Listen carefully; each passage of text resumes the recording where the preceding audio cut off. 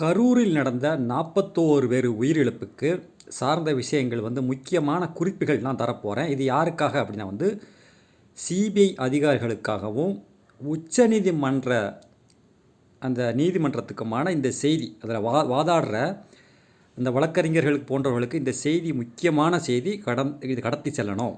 இது முக்கியமான குறிப்புகள் இருக்குது அப்படிங்கிறத சொல்லிவிட்டு நான் உங்கள் திவான் இன்ஃபார்மர் அனைவரையும் வரவேற்கிறேன்.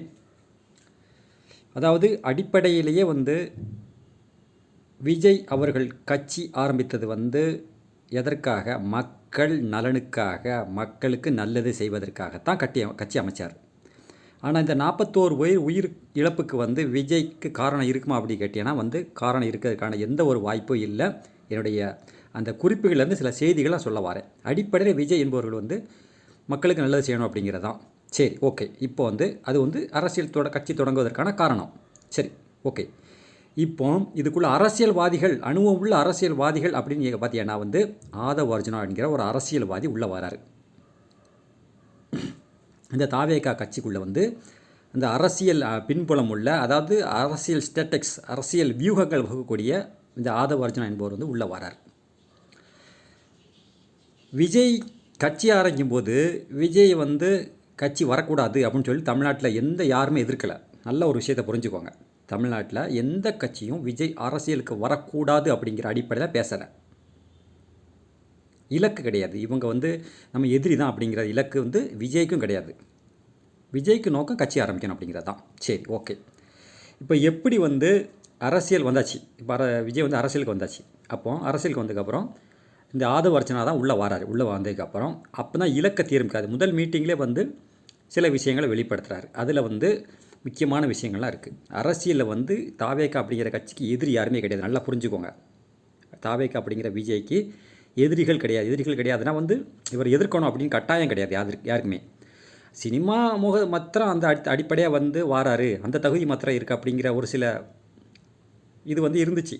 அவரை எதிர்க்கக்கூடியவங்க அந்த வரும்போது சொல்லக்கூடியது சினிமா பின்பத்தில் மாத்திரம் தான் வாராரு அப்படிங்கிற ஒரு விஷயம் தான் இருந்துச்சு. மற்றபடி விஜய் யாரும் எதிர்க்கலை. நல்லா புரிஞ்சுக்கோங்க. ஒவ்வொரு விஷயமாக புரிஞ்சுக்கணும்.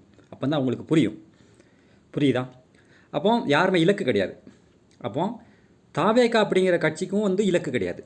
இவங்க தான் எதிரி அப்படிங்கிற ஃபிக்ஸிங் கிடையாது. விஜய் கூடிய டார்கெட்டு மக்கள் பணி செய்யணும் அப்படிங்கிறதான் இலக்கு. அப்போ ஆதவ் அர்ஜுனா வந்ததுக்கு பிறகு தான் அந்த அரசியல் வியூகங்கள் வகுக்கப்படுகிறது. இது சிபிஐ அதிகாரிகள் புரிஞ்சு கொள்ள வேண்டும். அப்போ இங்கே அரசியல் எதிரிகள் அப்படிங்கிறது யாருக்கு இருக்குது? தாவேகா அப்படிங்கிற கட்சிக்கு இல்லை. ஆனால் அப்படி ஒரு தேவை அரசியல்வாதிகளுக்கு தேவை அப்படிங்கிற அடிப்படையில் ஆதவ் அர்ஜுனா உள்ளே வந்ததுக்கப்புறம் திமுகவை இலக்காக வைக்காங்க. திமுக அப்படிங்கிற கட்சியை தமக்கான எதிரி கட்சி அப்படின்னு ஒரு இலக்காக வச்சுக்கிட்டு இருக்காங்களா? இப்போ இப்படி பேய்கிட்டு இருக்குது. பேய்கிட்டு இருக்கும்போது தான் இந்த ஒவ்வொரு இடத்துலான விஷயங்கள் அவங்க ஒரு விஷயத்தை முன்னெடுக்கிறாங்க. எல்லா பக்கமே எங்களுக்கு அனுமதி கொடுக்க மாட்டேங்காங்க. எல்லா பக்கமும் அனுமதி கொடுத்தாங்க. புரியுதா உங்களுக்கு?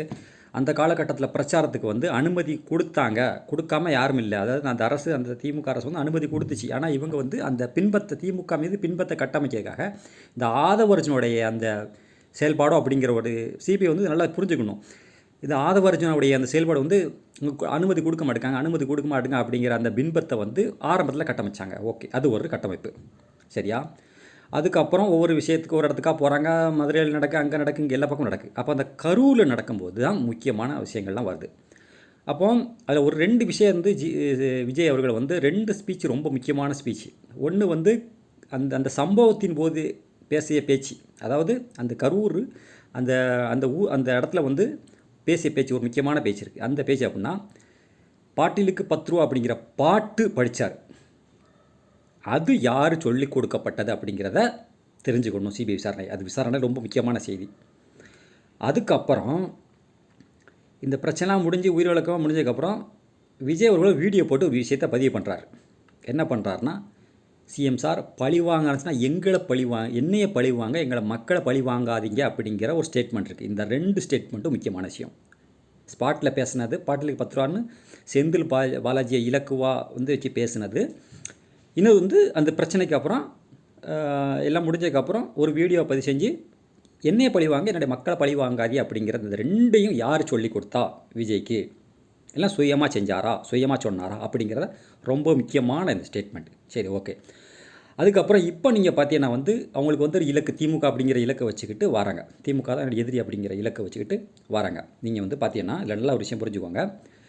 நீங்கள் வந்து இந்த பாபநாசம் அப்படிங்கிற நீங்கள் இந்த படத்தை பார்த்தீங்கன்னா தெரியும். சிபிஐ இந்த அதிகாரிகள் வந்து நான் வந்து இந்த செய்தி வந்து எல்லாத்துக்கும் கடத்தணும், முக்கியமான செய்திகள் வந்து.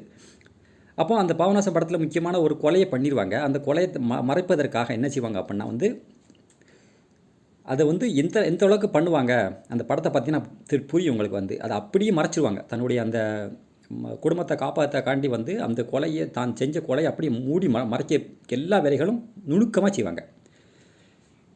இப்போ இந்த ஆதவ அர்ஜுனுடைய இந்த செயல்பாடு எல்லாம் பார்த்தீங்கன்னா வந்து யாருமே வந்து இது வந்து கொலை அப்படிங்கிறத சொல்லவே செய்யலை. இது யாருமே வந்து திட்டமிட்டு கொண்டாங்க அப்படிங்கிறத சொல்லவே செய்யலை. யாரும் எந்த கட்சியுமே வந்து காலதாமதம் தான் காரணம் அப்படிங்கிறது தான் எல்லாருடைய எதிர்கட்சிகளுடைய இதுவும் அந்த நிலைப்பாடு அப்படி தான் இப்போ வரைக்கும் இருக்குது. விஜயோடைய காலதாமதம் தான் இதுக்கு எல்லாத்துக்கும் காரணம் அப்படிங்கிற நிலைப்பாடு எல்லாருடைய நிலைப்பாடு. ஆனால் ஆதவ அர்ஜுனோட நிலைப்பாடு எப்படி இருக்குது அப்படிங்கிறத நீங்கள் பாருங்கள்.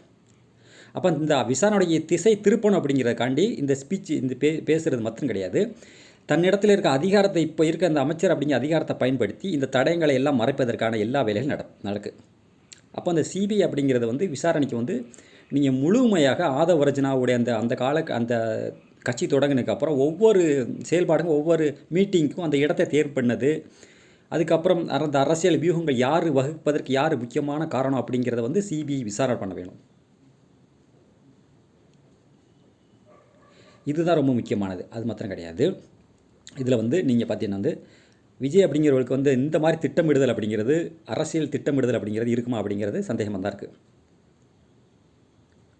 மக்கள் பணி தான் அவருடைய இருக்குமோ அப்படிங்கிற எண்ணம் இருக்குது. அப்போ இதெல்லாம் வந்து உள்வாங்கி கொண்டு இந்த செய்தியை வந்து கடத்துங்க. அப்போ தான் வந்து இந்த ஆதவ அர்ஜுனாங்கிறவர் யார் அப்படிங்கிறத வந்து தெரியும்.